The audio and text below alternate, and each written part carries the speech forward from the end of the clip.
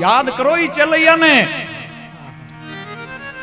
હિન્દુ સંસ્કૃતિના સંસ્કારો તો જોવો બાપ. સાધુને જમાડ્યા વિના મોઢામાં અન્ન પાણી મૂકવું નહીં. આવો મહિમા ઈ સગાડસા શેઠ અને ચંગાવતી રાણી.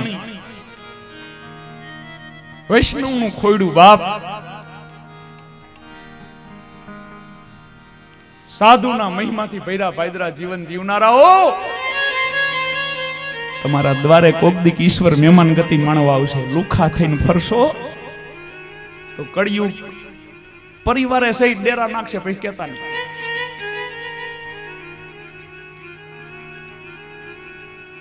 ઈશ્વરને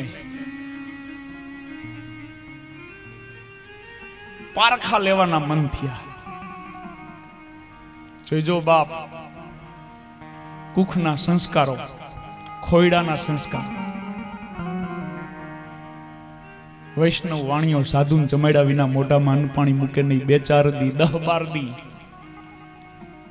શરીર કૃશ થઈ ગયું. હવે તો કાયા ધરું છે. હે ઈશ્વર, કોક સાધુને અમારા દ્વારે મોકલ બાપ. એને જમાડ્યા વિના અન્ન પાણી નહીં મૂકી મરી જવું આરામ. આ સંસ્કૃતિની શાન છે.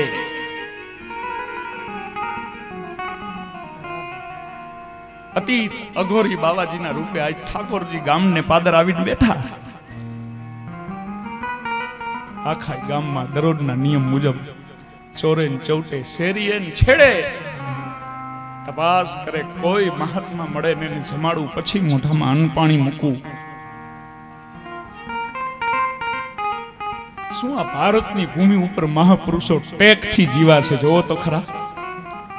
શું નેકથી જીવા છે. 8-8 દી ભૂખા તેરસા માણસ દી કાઢી નાખે. સાધુને જમાડ્યા વિના મોઢામાં અન્ન પાણી ન મૂકવું તે ન મૂકવું. આ ટેક ન છોડી. મહિમાવંતા હૃદય તો જોવો બાપ. સાધુને જમાડ્યા વિના મોઢામાં અન્ન પાણી મૂકવું નહીં. અતીત અઘોરી બાવાજીને જ્યાં 8 દીએ આપવા, 8-8 દીના આપવા બાદ જ્યાં જોયા 5 પરુથી ગંધાયેલું શરીર હાલી શકવાની સામર્થ્ય નહીં, ખંધોલિયા કરીને મહાપુરુષને ઘરે લાયા. અરે નવડાવી દોડાવીને સાફ કરીને ઉજડા લુગડા પહેરાવીને ના પાટલે બેહાડ્યા. અછો અછો વાના પંચામૃત ભોજન પીરસાણા અને ઠેબુ મારી મહાપુરુષે ઘા કર્યો. ખાનારો નથી. ટકો થયો. હું બેઠો ત્યાં મને મૂકી જા.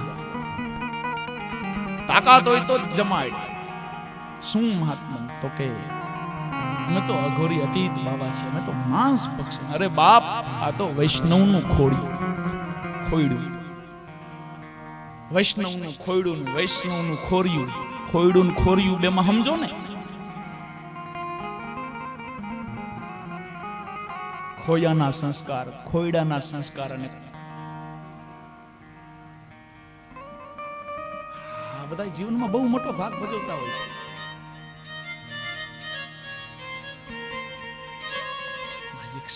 સાધુ એક સંત એની અમાન્ય એને ભૂખો કેમ ઘરાણને જવા દેવાય?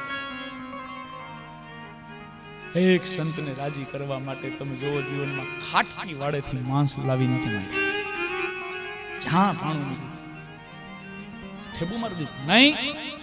હું તો નર બક્ષી, માનવ બક્ષી. એમ કોઈનું બટી ગયેલું માંસ ન ખાવું. વાણિયો છે બાપ. ખોડલી થઈ તો એ પંપારી મોટી કરે એવો તાળ. એને અહીંયા આ એક સાધુની આમાન્ય, એક સાધુનો મહિમા તો જોવો બાપ.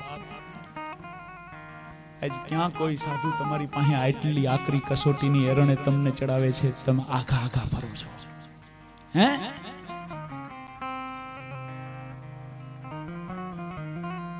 મહિમાવંતા અંતઃકરણથી રંગાયેલા રેજો બાપ. શુષ્કતા છે એ જીવનનો બરબાદી છે. મહિમાથી ભર્યું ભાઈદરું અંતઃકરણ છે જે છે એ જ જીવનનો આનંદ છે. જ્યાં પાયરકા ઘરે નજર નાખવાની વાત છે બાપ. તારે અહીંયા છોકરું હોય તો ખાંડીને વધેરીને ખવડાય. જો ખવડાવવું હોય તો નતર આ આયલો. આપણે હોય ને તો કાઠલો ચાલી, બોચું ચાલી. કાંયાને દાટી નો તો મારું નામ નહીં. હું સમજીને સાધુ થયો છું બાપ. ઈશ્વર ક્યારેક પારખા કરે. વિનમ્ર હૃદયે આજ ચંગાવતી અને સગાડસાએ નક્કી કર્યું કે એક મહાપુરુષ રાજી થતો હોય તો બાપ હગા છોકરાના મસ્તક ખાંડણીયામાં ખાંડીને સાધુને રાજી કરશું. આ હિન્દુ સંસ્કૃતિનું ગૌરવ જોવો. ઈશ્વર કોઈ દી કોઈ નહીં આવા પારખા ન દે.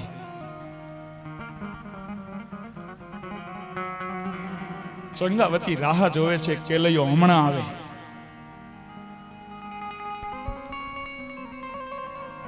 ખાંડણીયા તૈયાર છે, કટાર તૈયાર છે.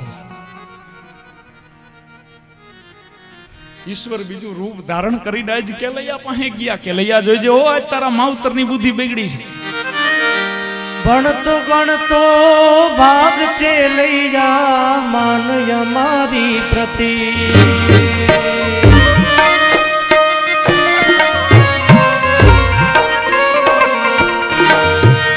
ભણતો ગણતો ભાગ છે લઈ જા માનય મારી પ્રતિ. મા બાપ તારા મારવા બેઠા આંગણે આવ્યો અતીત તો તારો તૂટી જશે, પછી પસ્તાવો થશે. ખબરદાર! અને જેદી કેલૈયો કે કોણ તમે મને વારવા વાળા? મારો બાપ અને મારી માં જો મારી રાહ જોઈને બેઠી હોય અને આવી વેળાએ જો હું ભાગી જાઉં, મારી માનું ધામણ લાજે, મારા ખોયડાના સંસ્કારો લાજે, ભાગું તો મારી ભૂમિકા લાજે.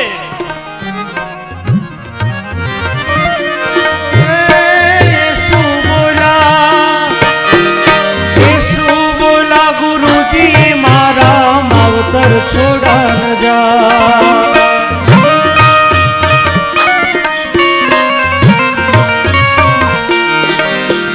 ભાગ તુમારી ભૂમિકા લાજે ભૂરી જીલે બાર. મેરુ સરીખા ડોલવા લાગે આકાશ નું યાદાર. મેરા મન માજા મૂકે કેલૈયો સત ન ચૂકે. મેરા મન માજા મૂકે કેલૈયો સત ન ચૂકે. આગળનું વર્ણન કરવા માટે મારી જીગર નથી બાપ. અગા છોકરાના મસ્તક જડા ખાંડણીયામાં ખાંડીને એક સાધુને રાજી કરાય છે. ઈ મહાપુરુષો કે ઉદ્દાત ભાવનાથી જીવન જીવાય છે. વિચાર તો કરો. આખી એ બધું થયું, ન થવું જોઈએ પણ થયું. છેવટે સાધુએ પાણાના ઘા કર્યા. અમે નિર્વંશ લોકોના ભોજન નથી લેતા. તેથી ચંગાવતીએ કટાર કાઢીને કીધું કે મારી પેટમાં એક ગર્ભ પોસાઈ રહ્યું છે. મહાત્મન, અમે નિર્વંશ નથી. અમારા ઘરે નિહાકા નાખીને ન જાઓ. કટાર લઈને પેટમાંથી ગર્ભ દેખાડવા માટે જાય. સાધુના વેશે બાપ અનંત ભુવનનો નાથ પ્રગટ થયા. ધૈન છે ચંગાવતી, ધૈન છે સગાડસા. તારી સંત ભક્તિને, તારા સંત મહિમાને નજર સામે ઈ દીકરાની ડેડ બોડી પડેલી માથે હાથ મીકા. શિર મળે પણ સમય મળે નહીં સાધુ છે મેમાં. શિર મળે પણ સમય મળે નહીં સાધુ છે મેમાં. અવસર આવે પાછા ન પડીએ આયા ખાએ કુરબાન. મેરા મન માગા